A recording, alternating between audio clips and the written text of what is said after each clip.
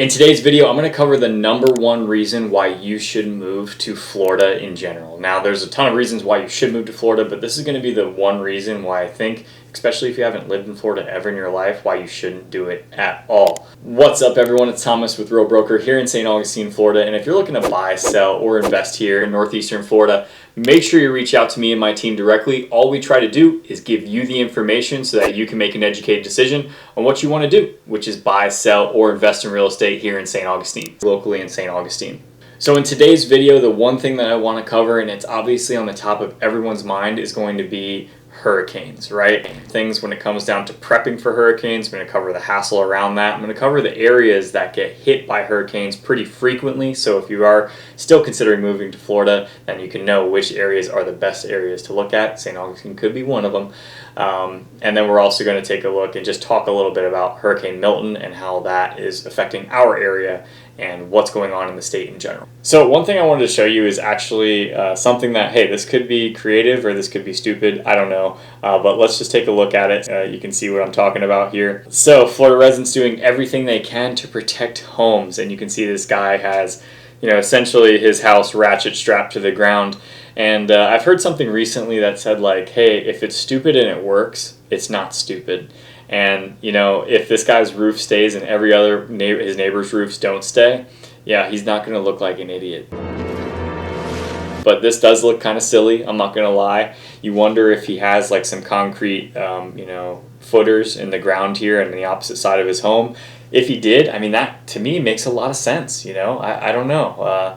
Maybe it's a bad idea, but I think this is going to help if you have some concrete anchored into the floor here. It's going to keep you pretty safe, and hopefully your roof won't fly off in the event of a major hurricane. So just wanted to start this off kind of lightly because this is obviously especially now with we have Hurricane Milton that's coming in. As of right now, it's Wednesday. So Hurricane Milton's supposed to hit in Tampa on Wednesday night. It's supposed to hit our area probably around Thursday morning and overnight from Wednesday to Thursday. So, we are definitely taking this seriously, but I definitely saw that and it was funny. So I wanted to share that with you guys. So many of you are looking to move to Florida, and that's probably one of the things that you worry about, especially if you've never experienced Florida's weather, right? We have the heat, we have the humidity, but we also have torrential rain as well. And I'm just talking outside of hurricanes. You'll be driving and it'll be sunny, and then it'll automatically get dark and cloudy like the world is ending, and it'll rain like you've never seen before, something you've never experienced.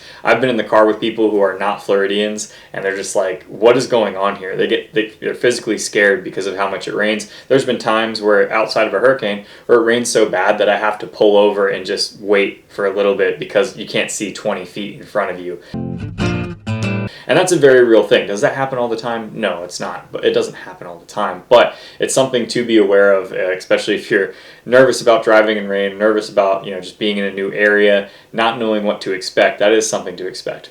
But we do also have hurricanes. We're in Florida. We're in a tropical climate. We have the Gulf side. We have the Atlantic side. We're getting hit by hurricanes on both sides.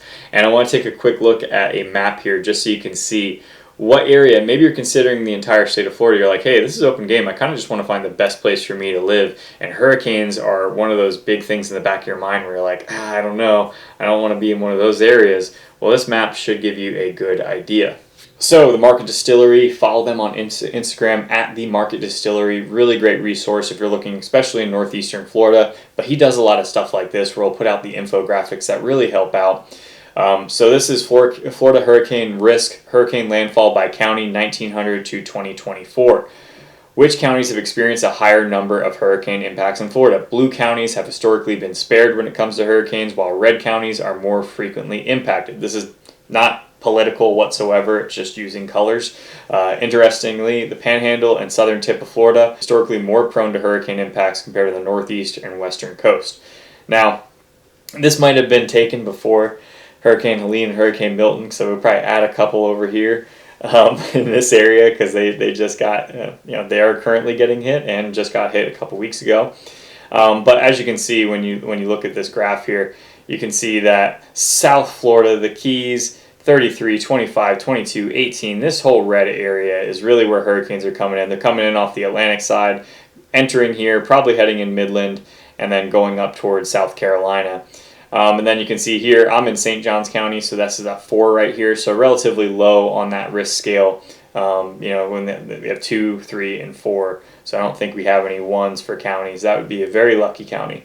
So we've been directly hit 4 times. Otherwise, it's gone south or north of us, or it's come up, south here and gone in through the middle of the state where it's really given us some problems. Now the Panhandle, that's the Gulf side just tends to get hit a lot more. At least that's how I feel. They tend to get hit a lot more than we do.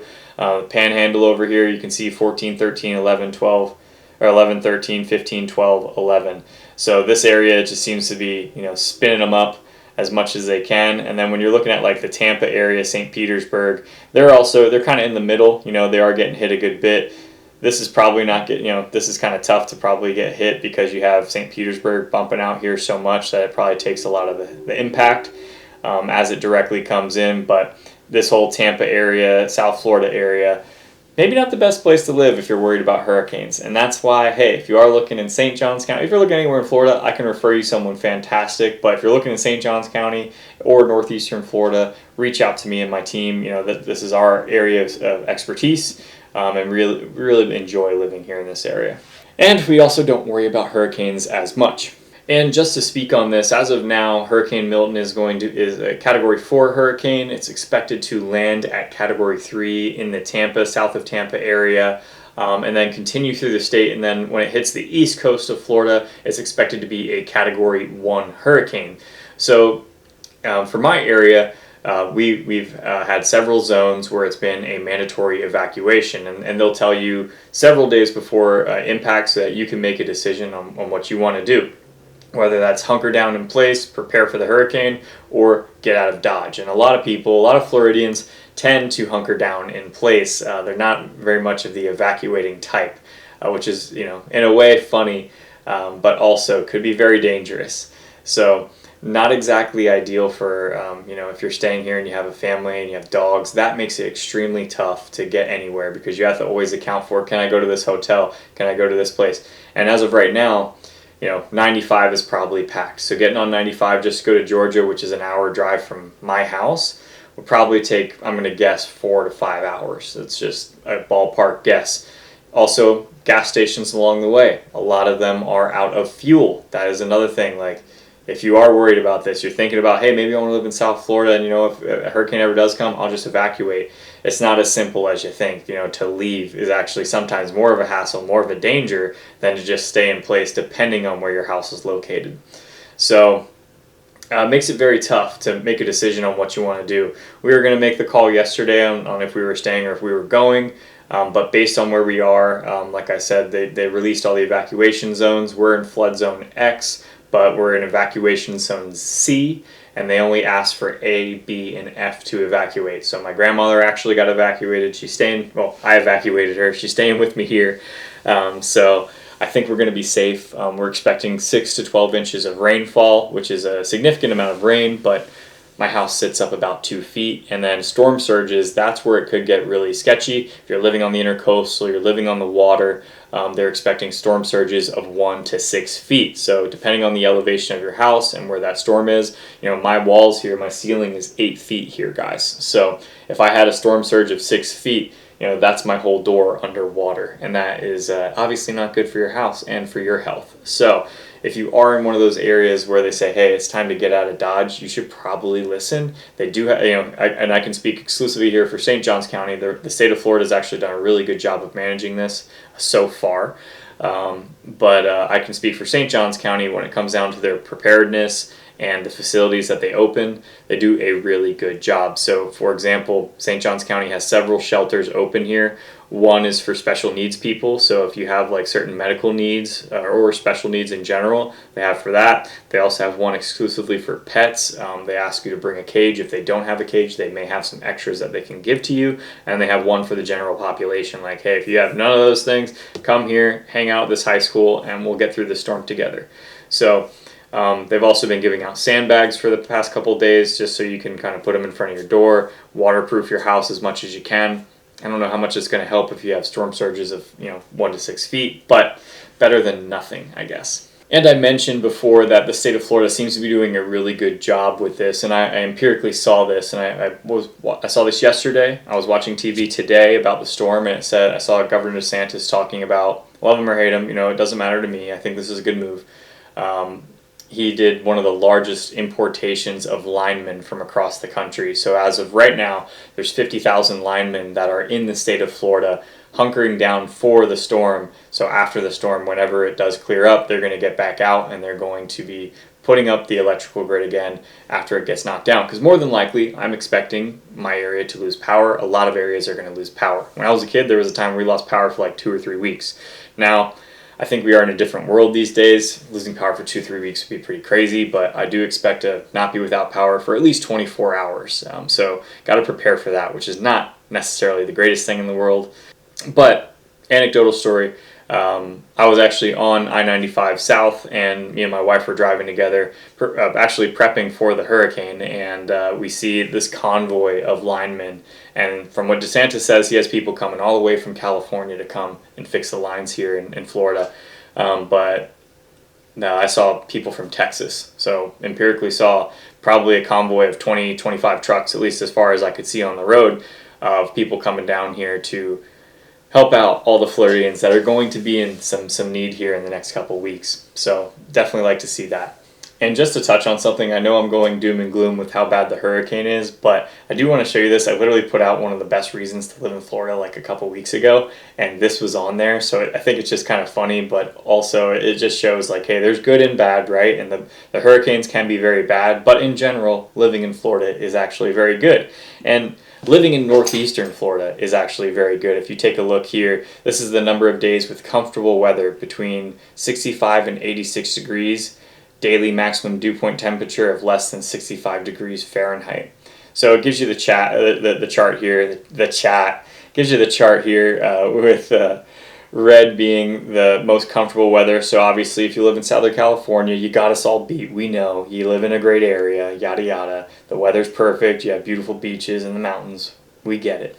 We don't have mountains here. We got beautiful beaches. But if you take a look here in northeastern Florida, we're pretty much on that green yellow right here. Where we're up there, so really, outside of California, northeastern Florida is one of the best places to live in terms of favorable weather year round. So, a little anecdotal story there, not anecdotal, this is actually factual, right? But, we still get really bad hurricanes just like we're experiencing right now. Just to touch on that point as well, with the hurricanes, it's not just like one day of, we got to hunker down and that's it.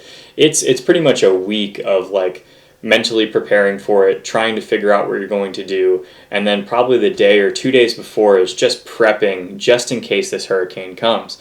Now it's funny is like me and my brother-in-law, we just yesterday, it was a Tuesday, we pulled the boat out of the water.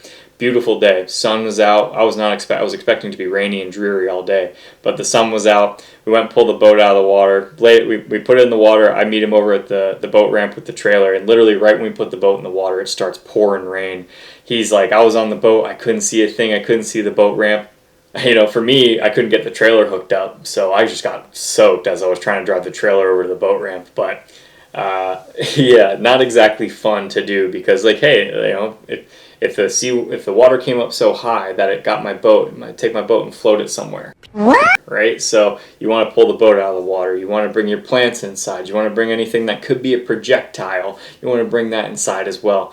So there's a lot of prep that goes into these hurricane days. And the good thing is like whenever a hurricane does pass and you're done, you're like, all right, well, hey, that's done and I'm glad I did this. But the worst part about it is when you get all excited or anxious, nervous about this hurricane, and then it passes and then like the storm, the news and everything blew it out of proportion, which does happen. You got to take precautions, you got to be safe. But they sell the fear 100% on the news where you do all this prep and then your whole area might get a little bit of wind and you're like, I just did all this work for 2 days. I was off work. I was pushing all these things off, going crazy, and nothing happened. Great. But that's the best case scenario, in all honesty, right? So another thing to know about hurricanes is that depending on where you are in Florida, there are different building codes and different standards that they build to. So not everything is built one way here in Florida, because on average, depending on where you are in the state, they have different wind speeds. So for example, South Florida, you see a lot of concrete block homes, and that's because in South Florida, they tend to get a higher wind speed than we do up here in northeastern Florida. So in northeastern Florida, we have concrete block homes, but the majority of homes are going to be wood frame homes, so either 2x6 or 2x4 homes on a concrete slab, whereas everything down south has hurricane impact windows, it has concrete block, because they get hit way more frequently with hurricanes, as we just covered, but their wind speed is also higher. So the further south you go, you have homes that are built a lot sturdier because of the average wind speed. Whereas when you're here up in northeastern Florida, our average wind speed, when it does come down to a hurricane, is going to be around 120 miles per hour. So the homes are built to that code, which doesn't require you to build with concrete block. So let's go back to the Florida hurricane risk graph, which just shows you all the different areas. And I think, especially if you're worried about hurricanes, you should base your decision off of this graph. Because when you take a look at it, the majority of South Florida, which is also going to coincide with some of the most expensive real estate in Florida, you're going to get beat up with hurricanes. There's just no doubt about it. It's going to happen. You're going to have a bad time in terms when it comes down to hurricanes. If you're over here north of Tampa, you're going to have a lot better of a time. If you're in northeastern Florida, you're going to have a lot better of a time in terms of those hurricanes. Also in northeastern Florida, your property prices compared to South Florida is going to, this area as well, is going to be a lot cheaper than South Florida. So if you're considering moving to that area, I think it's really something important, because especially if you believe in climate change, if you believe that the water level is rising, the ice caps are melting, I don't know if that really bodes well for South Florida. I think we're a little bit higher up here. We're not getting hit as hard with hurricanes, so and our property is a little bit cheaper. So might make your decision whether you're going down to South Florida, going to North Florida, the Panhandle, or where you want to go based off this Florida hurricane map. And guys, that is it. I hope you stay safe this week. I am preparing for the hurricane as of now, and this is why I made this video, because I was so frustrated, because I prepped for a hurricane 2 weeks ago, having to prep for a hurricane this week, having to evacuate my grandma. It's not fun at all. It sucks. Plain and simple, it sucks. But I hope you guys stay safe out there. I hope everyone that is in a flood zone, I hope you stay safe. I hope you don't get any flooding. If anything, I hope you have a boat to get out of there. And if you are in an evacuation zone, please, make sure that you're listening to your local officials and doing what's best for you and your family. Until next time, guys.